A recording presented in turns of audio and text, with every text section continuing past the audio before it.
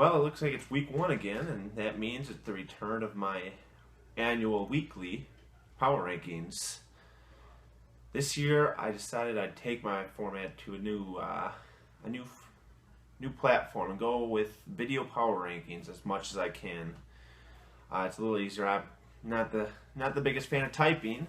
I just prefer to express myself openly and feel I can do a good job of that on camera.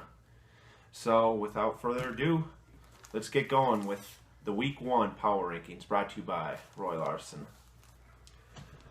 Coming in last this year to start the season, I've got to go with John Zaya. This is nothing against John. It's just he's new to the league. We haven't seen what he has to offer. I think he handled himself well in the draft. There were some picks I didn't really agree with.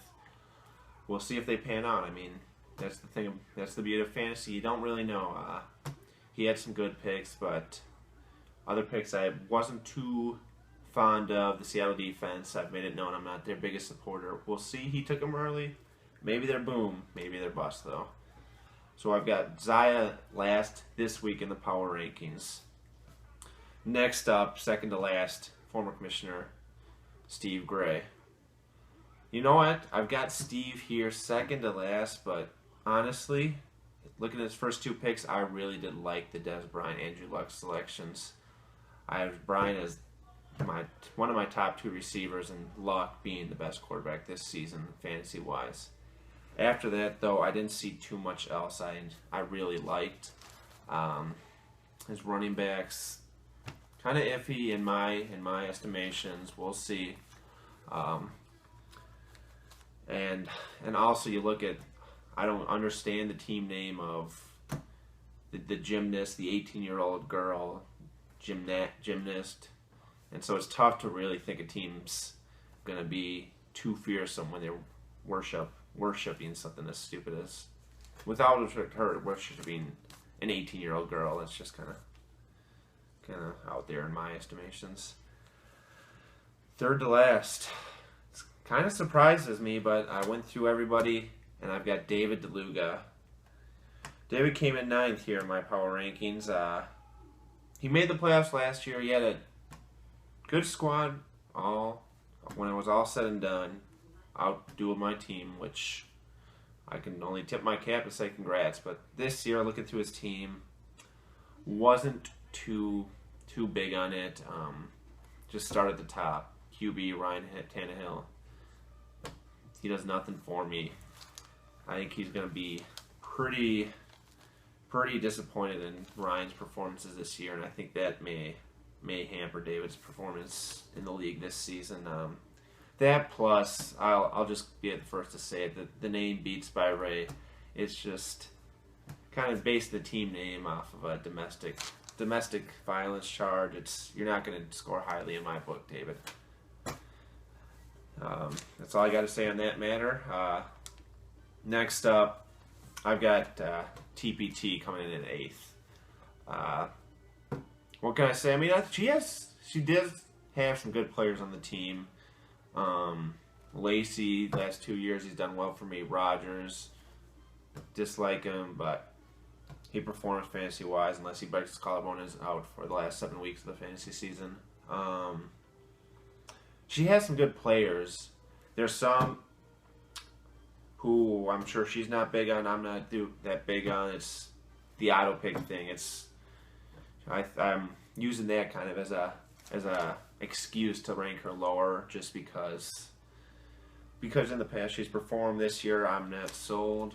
We'll see if those players really do perform for her, if she can kind of come back from that tough draft.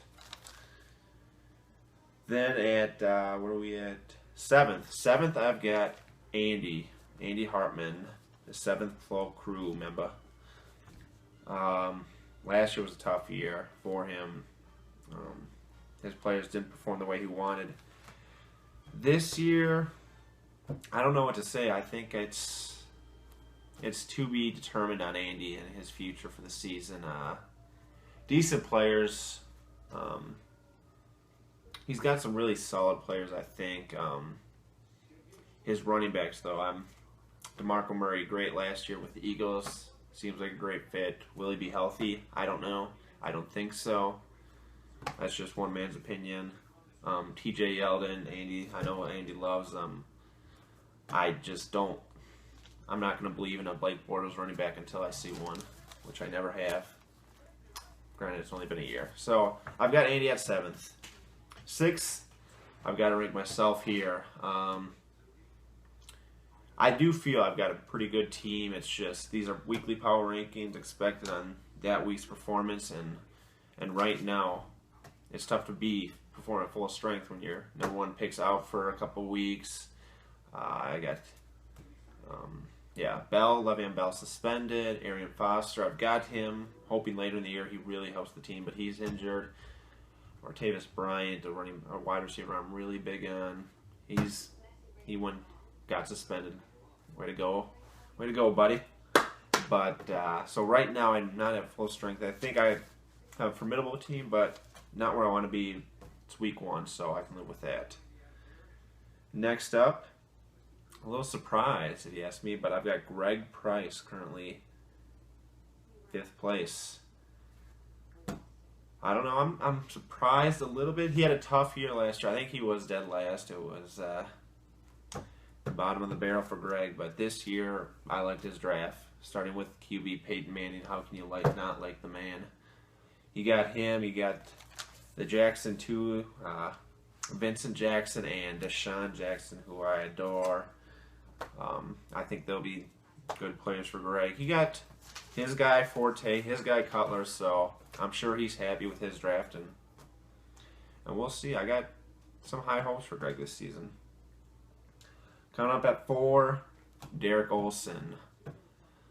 Derek, he had a tough year, tough go with things. I know he was like me, had pretty good performances all year last year, but just missed out on the playoffs due to scheduling misfortunes.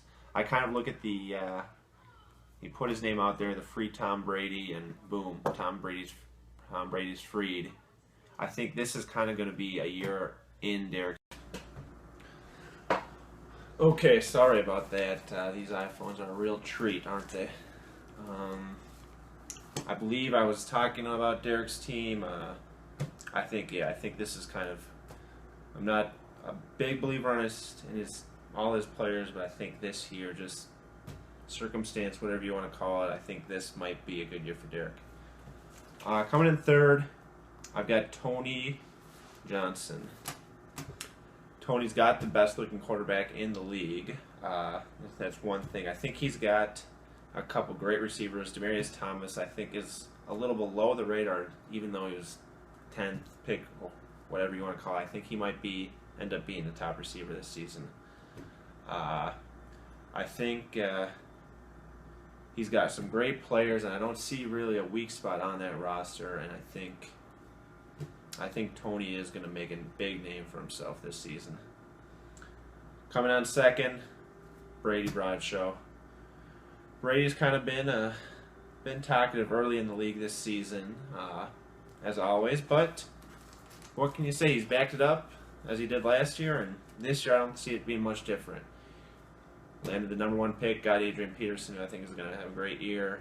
He's also got Romo, and how can I say no to Romo? He's a great QB, did great last year. I think Brady's going to be very happy with getting Romo where he did. And then finally, the number 1 spot. How can I not put the defending champion, Kevin Kopey, there? Kevin always begs me to put him at the bottom of his rankings, but I've got more integrity than that, Kevin. I'm not going to throw it away just for your insecure little everybody's got to be against me motto. I think everybody knows you've got a good team this year, and you're not just sitting around resting on the laurels that you had at that championship season. You went out and got guys who have to prove themselves this year too. You look at Jimmy Graham, new team. He'll be looking to make a name. You got Sam Bradford at QB. Him and Cam, 2 great QBs, and Sam in a new spot where he can shine. It's a great player. And then Andre Johnson as well. New player, new team, new opportunity. I think he's looking to make a name for himself, and that's the thing about your team. You got your old standby, Marshawn Lynch, but the rest of the team, they're going to be coming out strong, which I really think I think I have no problem ranking number 1 where you should be right now. So there you have it. Week 1 power rankings. It's going to be a great year. I'm excited. I know a lot of you are excited. Let's go. If you don't like the ranking, prove me wrong. If you do, keep at it. Until next week, have a good one.